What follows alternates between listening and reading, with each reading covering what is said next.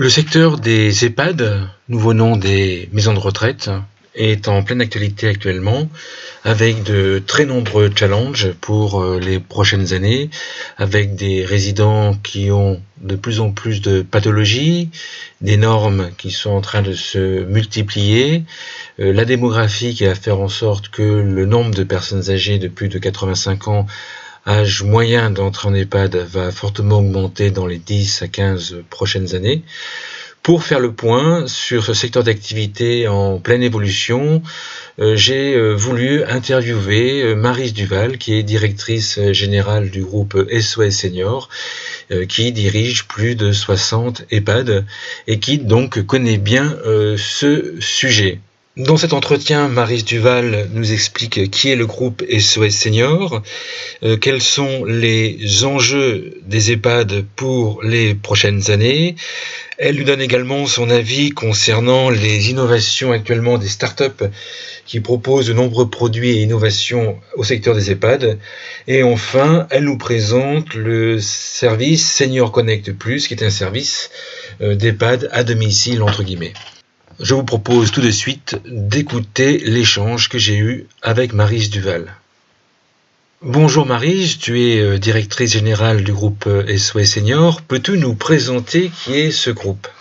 Le groupe SOS Senior est un acteur de l'économie sociale et solidaire, privé non lucratif, associatif, logé dans la grande maison SOS. Donc juste un petit mot pour rappeler ce qu'est SOS.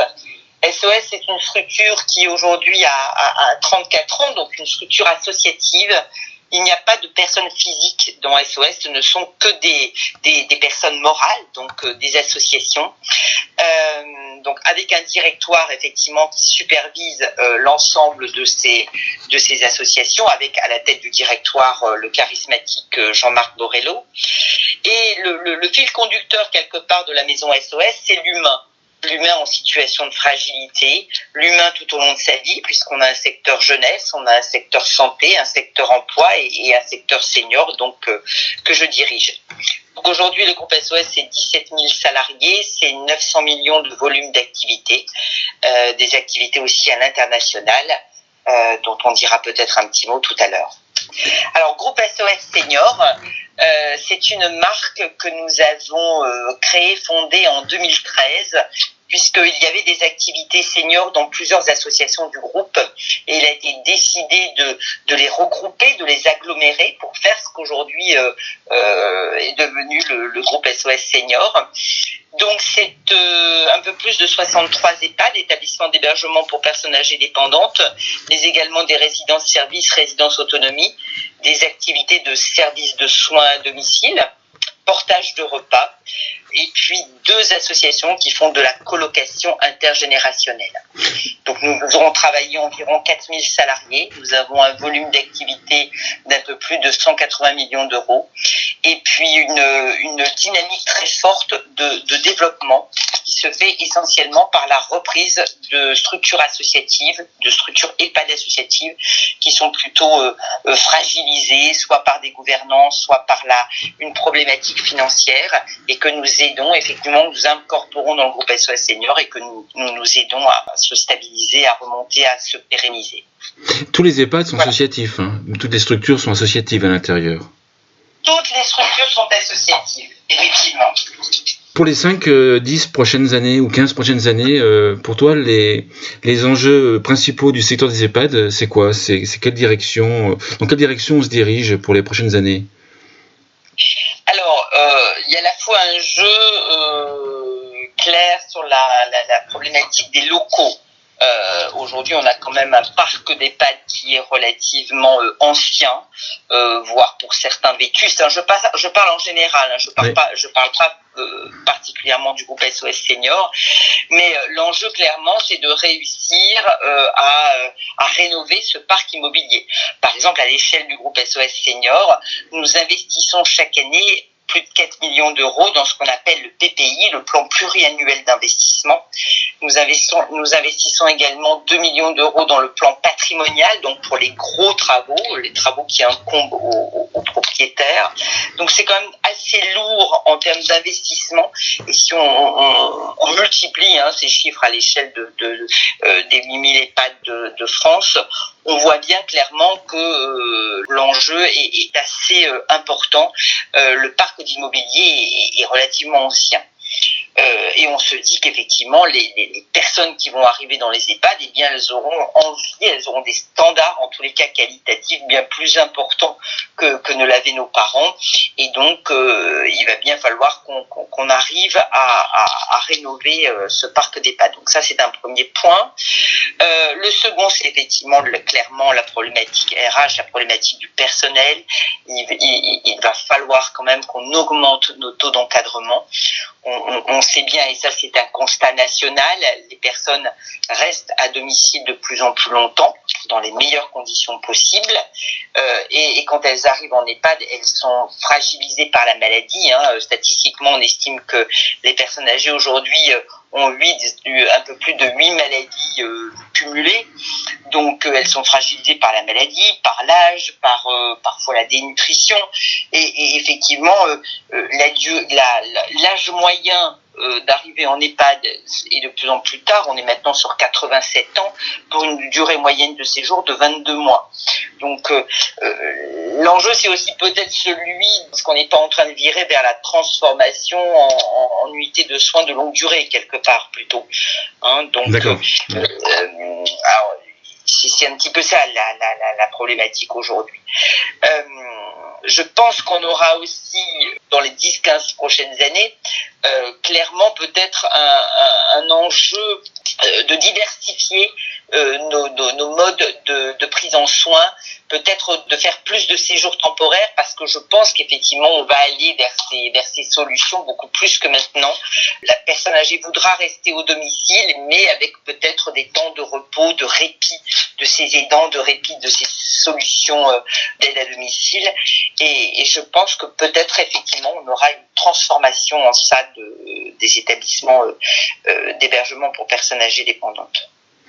Si on revient au RH, les RH, c'est stabiliser le personnel, c'est revaloriser les métiers pour attirer des candidats en fait au poste, c'est pour soulager le personnel, c'est toutes ces questions qui sont auxquelles tu penses. Clairement.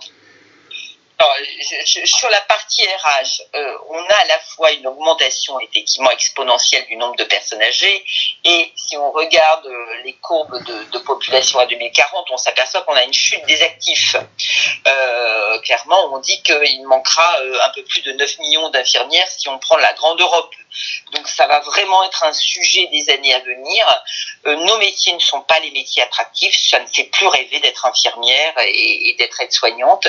Je pense que les jeunes gens n'ont pas envie d'avoir des métiers avec des contraintes comme le sont aujourd'hui les métiers d'infirmière aide-soignante, c'est-à-dire que on travaille un week-end sur 2, parfois on travaille la nuit, donc évidemment c'est au détriment de sa vie personnelle, de sa vie familiale.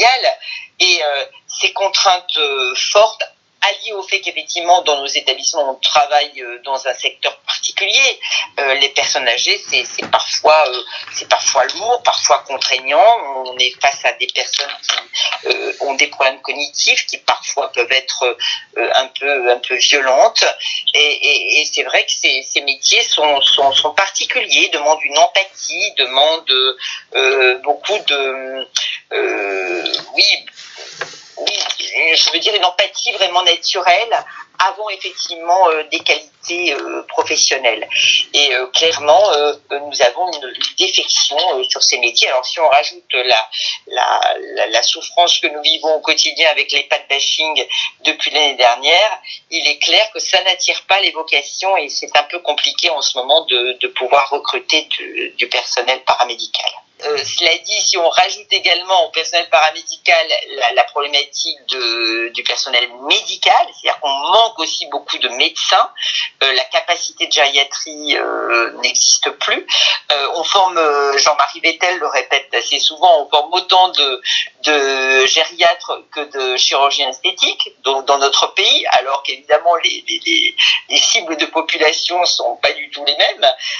On est sur des clairement des pourcentages de population bien différents. Ça veut dire qu'aussi les métiers de gériatre n'attirent pas les vocations des jeunes médecins. Et quand on lit tous ces problèmes RH, on voit que c'est vraiment quand même un enjeu en tous les cas de demain de réussir à redonner, à revivre, à faire en sorte que nos métiers redeviennent attractifs. Mais ça, donc là, vous, les acteurs, vous pouvez réaliser une partie du travail, mais c'est aussi très politique. Oui, c'est évidemment politique. On sait bien qu'un salaire d'aide-soignante à 1 500 € net, quand on a travaillé 2 week-ends dans le mois, que parfois on est obligé de faire garder ses enfants pour les vacances scolaires, etc., on sait bien que clairement, une des revalorisations doit passer évidemment par le salaire. Après, j'ai toujours tendance à dire que c'est politique, mais c'est aussi de notre propre responsabilité de nous dire collectivement, est-ce que nous voulons financer la dépendance, notre dépendance? Est-ce que nous sommes prêts à cotiser comme au Japon à hauteur de 40 € par mois pour financer cette dépendance? Voilà, qu'est-ce qu'on souhaite? On sait bien que multiplier le personnel infirmier paramédical, ça se paye, et que clairement, on ne peut pas aujourd'hui consacrer plus de part de notre PIB à la dépendance que ce que l'on fait aujourd'hui. On a une politique déjà d'accueil, de social qui est assez vaste. Il faut qu'on s'empare les uns et les autres de ce sujet à bras-le-corps, de savoir exactement que voulons-nous pour les personnes âgées que nous serons demain, et est-ce que nous sommes prêts à le financer. Autre sujet sur les innovations qui apparaissent ou qui sont apparues depuis plusieurs années sur la Silver Economy. J'imagine que vous êtes souvent contacté pour qu'on vous propose ces innovations, ces nouveaux services, nouvelles technologies, nouveaux produits. Avec le recul, t'en penses quoi? Est-ce qu'il y en a déjà beaucoup qui sont proposés? Et est-ce que ça fonctionne? Est-ce que tu les testes? Comment est-ce que vous vous y prenez? Évidemment, nous sommes régulièrement interrogés, contactés par des innovateurs. Alors moi, ce que je reproche souvent, toujours, c'est que ces innovateurs, je sais pas, parce qu'ils ont une grand-mère, un grand-père, décident de créer telle ou telle innovation, mais jamais, en fait, ils ne t'interrogent en amont. Ça veut dire qu'ils prennent seuls dans leur coin la décision de faire, et après finalement ils se rendent compte que le produit est peut-être pas tout à fait adapté, qu'il n'y a peut-être pas tout à fait le marché, que peut-être voilà. Et moi c'est vraiment ce manque quelque part de préparation des start-upers que je voudrais mettre en évidence. Il nous manque plein de choses dans nos EHPAD. On a des tas d'idées et d'innovations. Mais il ne faut pas nous proposer après des produits tout faits qui ne correspondent pas à la demande des salariés, à la demande des résidents eux-mêmes, aux besoins que nous avons en EHPAD. Voilà. Tu pourrais citer des besoins auxquels tu voudrais avoir des startups arriver en face? Ah ben bien sûr. Alors tous les besoins, par exemple sur la reconnaissance vocale, des outils de traçabilité. Nous sommes dans un système de tracite aiguë. Chaque médicament donné doit être tracé. Chaque acte fait par les infirmières, les aides-soignantes doit être tracé. Tout ça, ça prend beaucoup de temps. Le personnel va passer plus de temps en administratif dans quelques temps que de temps réel dédié à la personne âgée. C'est absolument aberrant pour un personnel déjà qui n'est pas suffisant. Donc il faut vraiment réussir à se doter d'outils. Par exemple, ça sera assez simple. L'aide-soignante, en arrivant dans la chambre, en disant voilà, bonjour monsieur, voilà. Donc ça voudrait dire que automatiquement ça enregistre le numéro de la chambre. Je viens pour vous aider à faire votre toilette. Boum, ça a enregistré une autre partie de l'acte. Voilà, et ainsi de suite. Donc je pense qu'effectivement la reconnaissance vocale, en tous les cas, pourra apporter beaucoup et dégager du temps personnel. Je pense aussi à tout ce qui est transfert. C'est vrai que l'aide-soignante qui aide la personne âgée à se lever du lit, à se lever du fauteuil, à aller au lavabo, etc., tous ces temps de ces transferts sont source potentielle de troubles musculo-squelettiques, donc pourvoyeurs engendrant de l'absentéisme des salariés. Voilà, sur ces sujets, en tous les cas, on pourrait évidemment travailler pour faire en sorte, au niveau ergonomie du travail, de voir comment on pourrait adapter par, je sais pas, des robots ou d'autres solutions, aider en fait le personnel soignant. La manutention du linge. Moi, par exemple, les sacs de linge, quand le linge est souillé, sont très lourds. Est-ce qu'on ne pourrait pas imaginer des solutions de manutention de ces sacs plutôt que les aides-soignantes les porter à la main et donc se faire mal aux épaules et aux bras? Voilà. Donc, il y a énormément de choses, en tous les cas, d'actes sur lesquels il faudrait travailler pour voir quelles solutions techniques, technologiques seraient possibles, qui permettraient au personnel, quelque part, d'avoir une meilleure qualité de vie au travail, de diminuer l'absentéisme et de faire en sorte que le personnel soit mieux accompagné dans nos établissements. D'accord. Enfin, si on revient plus précisément au groupe SOS Senior, vous avez lancé un service il y a quelque temps qui s'appelle Senior Connect Plus. De quoi s'agit-il ? Senior Connect Plus est lié avec la question de tout à l'heure sur l'évolution des EHPAD. C'est clair qu'on ne construira pas, on ne multipliera pas les établissements par rapport à la courbe de démographie, c'est une certitude. Mais c'est aussi de se dire que voilà, le budget de fonctionnement d'un EHPAD, c'est 4 millions d'euros par an en gros. Cet EHPAD doit servir au plus grand nombre, à la collectivité. Donc comment ouvrir l'EHPAD sur l'extérieur ? Comment faire en sorte que les personnes âgées qui vivent au domicile dans un rayon d'une dizaine de kilomètres puissent venir à l'EHPAD pour prendre un repas, profiter de l'activité de gymnastique, profiter d'un thé, du goûter qui est organisé, trouver quelqu'un qui peut les renseigner sur telle ou telle chose, trouver une personne qui peut leur prendre un billet de train, voire profiter de la consultation de médecin ou la consultation de télémédecine, profiter de la salle de kinésithérapie. Voilà, c'est ça Senior Connect Plus. C'est comment on fait profiter les personnes âgées de l'extérieur de la plateforme logistique qu'est l'EHPAD. Et ça veut dire aussi comment on aide les personnes à rester chez elles le plus longtemps possible, dans les meilleures conditions possibles. On est vraiment sur la prévention. Sur ces 2 dernières années de la vie, on sait que souvent les personnes sont malades dans des conditions un peu compliquées. Comment on travaille pour réduire les problématiques liées au grand âge et faire en sorte que ces personnes soient le plus en forme possible. On organise aujourd'hui des ateliers numériques dans nos EHPAD pour aider les personnes simplement aussi à utiliser le téléphone portable, à pouvoir envoyer un SMS, pour aider celles qui le souhaitent à faire des Skype, par exemple, avec les petits-enfants. Voilà, c'est tout ce que nous mettons en place. Là, on vient dans le dispositif Senior Connect Plus, d'ouvrir à des personnes âgées de l'extérieur qui organisent des cours de cuisine. Donc, l'idée, c'est de rassembler les personnes aussi, c'est d'être un moteur sur le territoire pour que les personnes âgées de l'extérieur se rencontrent, pour qu'elles restent mobiles, autonomes le plus longtemps possible. C'est un service qui est déjà mis en place sur combien de départements, enfin combien de zones en fait?